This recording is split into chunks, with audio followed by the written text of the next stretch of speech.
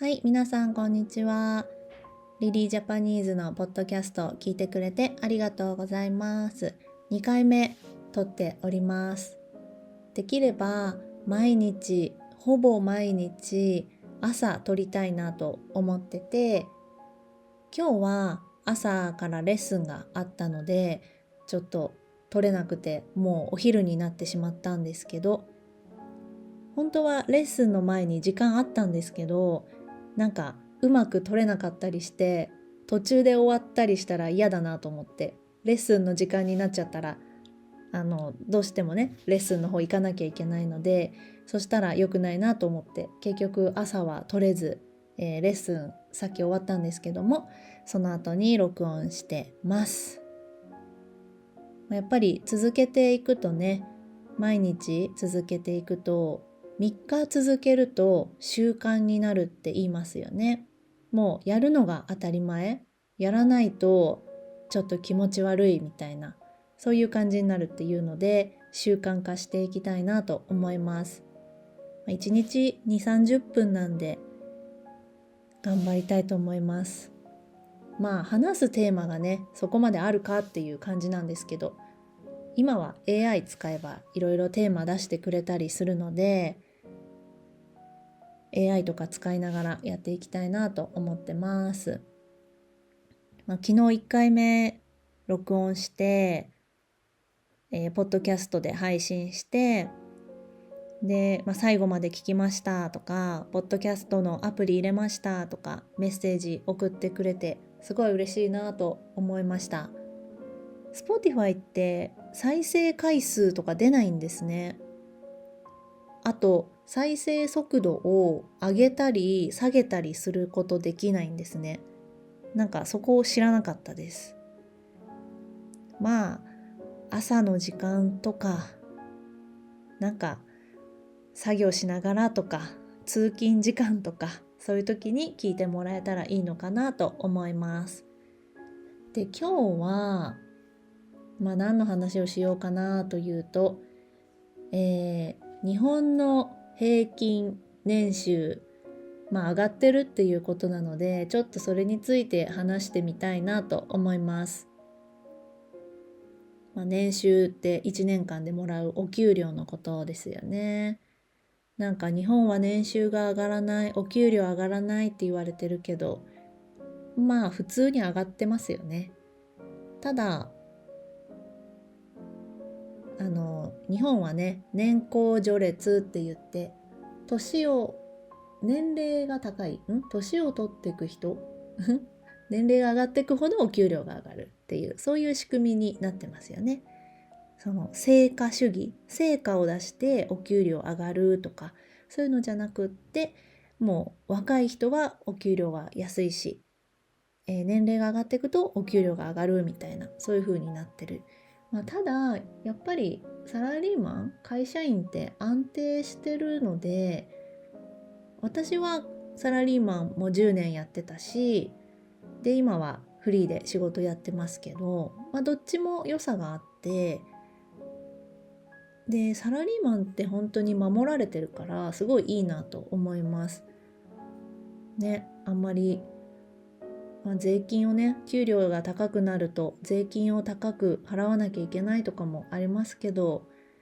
みんな頑張るしかないですね一人一人それぞれが頑張るしかないなと思います。はい。で、日本の平均年収って調べると、なんか三菱 UFJ 銀行のサイトが出てきて、ここに記事があるんですけども、日本の平均年収は、でこれ年齢別、男女別、職業別とかありますね。私こういうの見るの好きなんですよね。なんかお金のニュース結構好きで、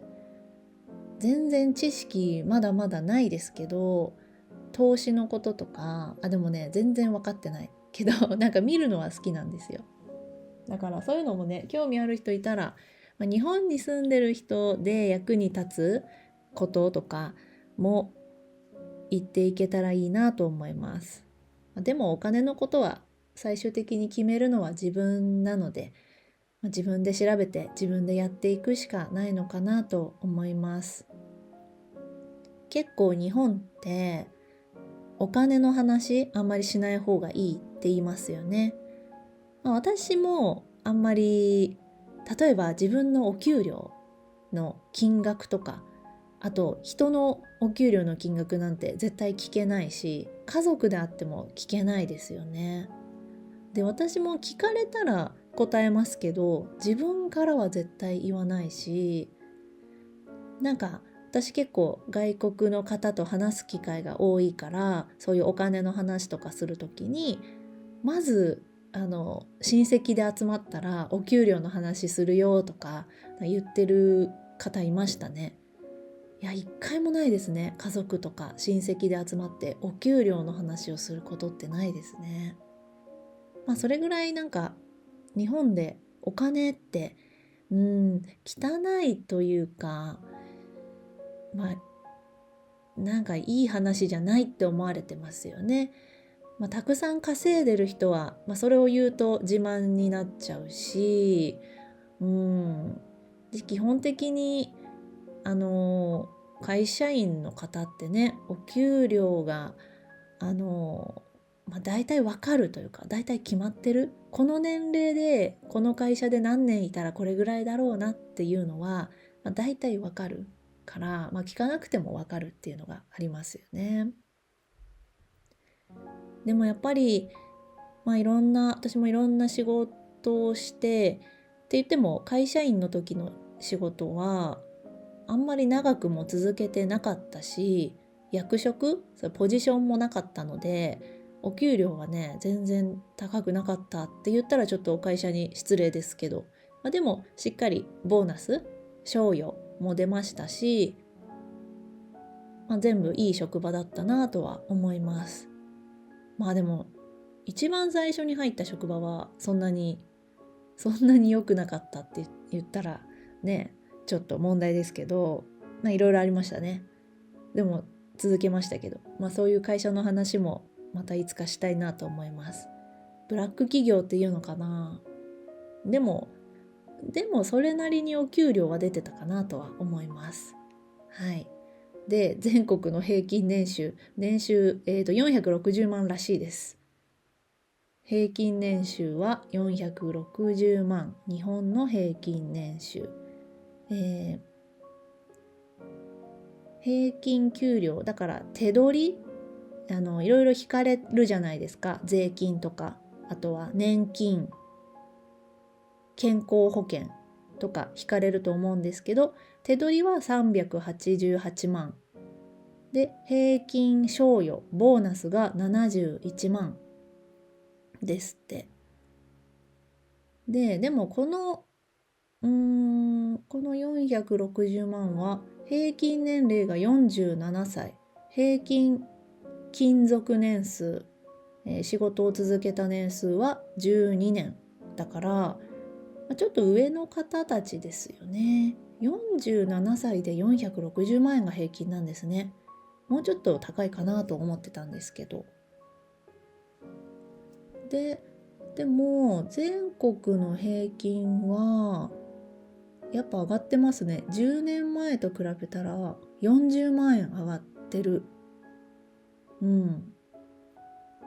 去年が458万だったらしいです。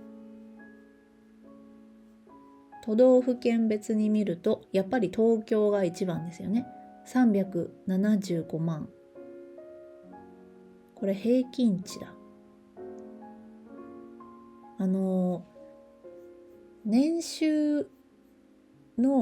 年収を調べるときに平均年収とあと中央値っていうのがあって、平均年収っていうのは、全ての年収を合計して人数で割るっていうことですね。平均の出し方って普通こうですよね。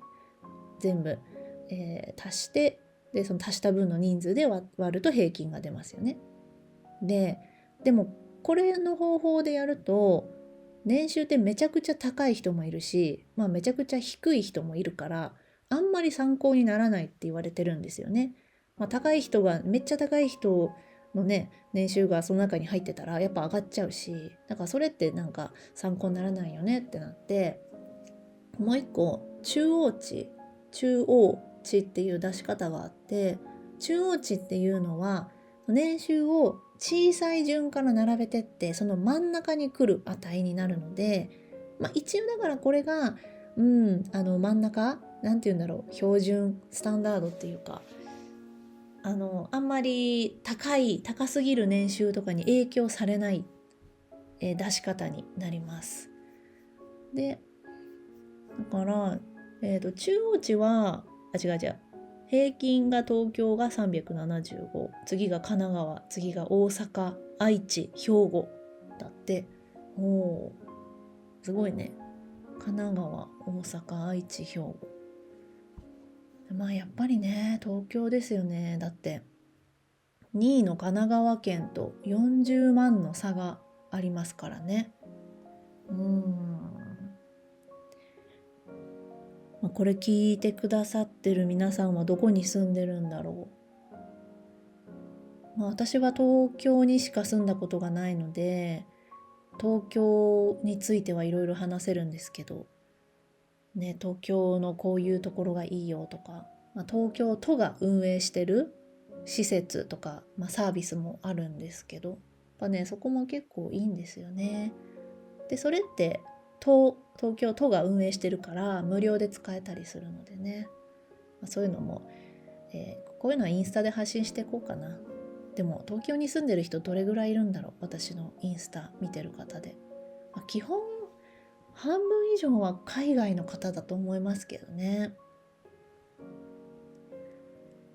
でやっぱそうだ、年齢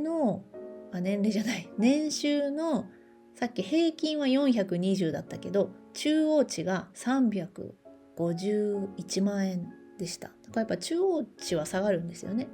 だから平均だと極端に高い人がいるってことですよね。もう年収何億とかそういう人入っちゃうとねちょっとレベルが違うのであんま参考にならないですよね。だからね年収の平均とか中央値ってあんまり参考にならないというか、これを見て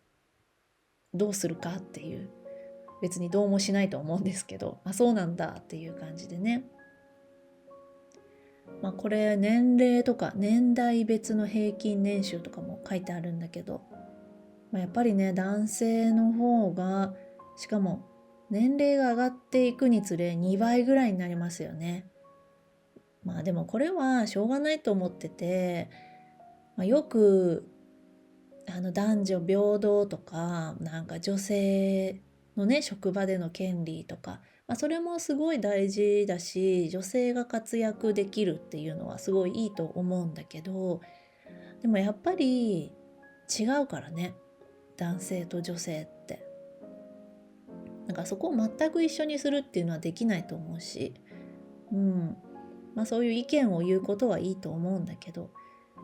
私は個人的には、年収お給料は男性には負けたくないなとは思いますけど、でも会社員のままだったら私絶対に無理なんですよ。私って本当にね会社員が向いてなくって、向いてないけど10年間頑張ってきたんですね。なんか頑張んなきゃいけないなと思って。会社員をやらないとわからないこともあるし、会社員じゃないと勉強できなかったり経験できないことがあると思ってたから、10年間頑張りましたけど、辛かったですね。でもなんかもう辛いけど楽しかったことも多い。私ってそういう性格、辛いこと感じやすいし楽しいことも感じやすいっていう感じで、今思うと楽しかったしすごい良かったと思うんですけど、本当向いてなかった。人と話すことをね、こういう画面に向かってなら話せるんですけど、直接話すのは苦手でしたね。日本語の先生とかやってるんだけど、でもね苦手でした。それでも、自分が気にしちゃう性格だから、周りの方からは評価されてたかなとは思うし、でも、私はねマネジメントはできないしやりたくなかったからポジションが上がらないんですよね。そうなるとお給料も上がんないし、でもそれでいいやと思ってて、会社員は10年やるだけだから、ポジションはそのままクルーのまま平社員のままでいて、で数字とかはしっかり追っていきながら自分のペースでできればいいなと思ってやってました。なので自分のペースっていうことなので、お給料は上がらないということです。ちょっとずつもちろん上がりますけどね、続けていけば毎年、お給料って上がっていくもんなので、それでもね月数万とかだと数万上がんない時もありますよね。年間何十万とかか。そうやってコツコツ上げていくのももちろんいいと思うし、でももっと大きく上げたいなと思ったから私は会社員を辞めました。なのでね、会社員にいると絶対に男性よりは私は稼げないって分かってたから、今は、独立をしてやってます。なんか自分個人的な思いとしては、平均よりは上行きたいっていうのは、昔からありますね。これはお給料だけじゃなくていろんなことですよね。勉強とかもそうだし。でも平均より下というか全然できてないことだらけなんですけど、でも全部平均的な人より何かが特別出てる人、なんかの能力がすごいある人の方がいいですよね。そっちの方が、でもサラリーマンはそうじゃないか。ダメなところがあっていいところ、めちゃくちゃいいところもある。でもなんか性格が悪い、周りの人と協力ができないとかダメですよね。会社員はそうだな。でもフリーランス独立すると何か特別出てる能力がないと平均以上になるのは難しいなとは思います。そこを見つけるためにはいろんなことをねやっていかなきゃいけないですよね。あとは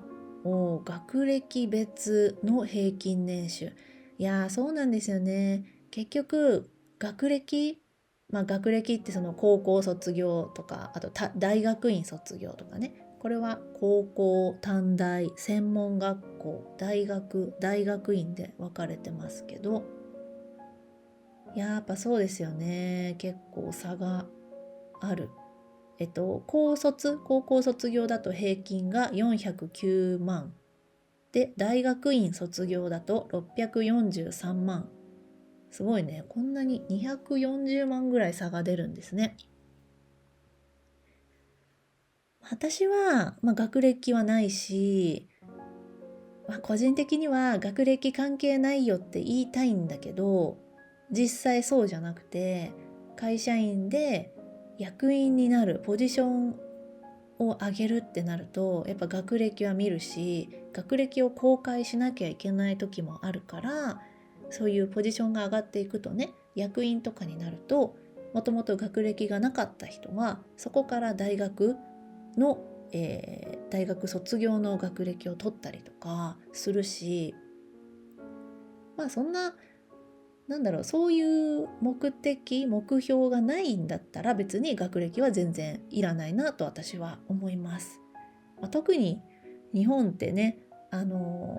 の国と比べたらあんまり学歴みんな気にしてないですよね。会社でも会社は学歴、新卒はちょっと見るけど、もう転職ってなると学歴っていうよりその人が何をしたかっていうのを見るから、あんまり比較的日本は関係ないなとは思いつつ、こうやって平均年収の差が出るっていうのは事実ですよね。こうやって数字を見るとね、関係ないんじゃないかなとか、関係ないと思うっていう気持ちっていうより、実際この統計のデータを見たら、関係あるんだっていうね、ちゃんとわかるからいいですよね。やっぱね、数字を見るっていいですよね。数字を見るっていいですよねっていう終わり方よくわかんないですけど、あとそうね、年収を上げるにはとか書いてあるけど、まあこれはこれで年収を上げる方法については私多分また語れるな。でもね、皆さんが別に年収を上げたいと思ってる人が多いとは思うんですけど、意外とそうじゃないんですよね。別に今のままでいいっていう人も結構いて、それは日本人でも日本人じゃなくても思います。私はやっぱり年収を上げていきたいな、お金はたくさんあればあるほどいいなって思うタイプだから、こういうのすごく気になるし、お金のニュースとか、転職とかね、投資副業とかいろいろ気になるんだけど、別に気にならない人もね結構いるんですよね。でもいいですよね、今のままで満足っていうなら。それはすごいいいことだなと思います。まあでも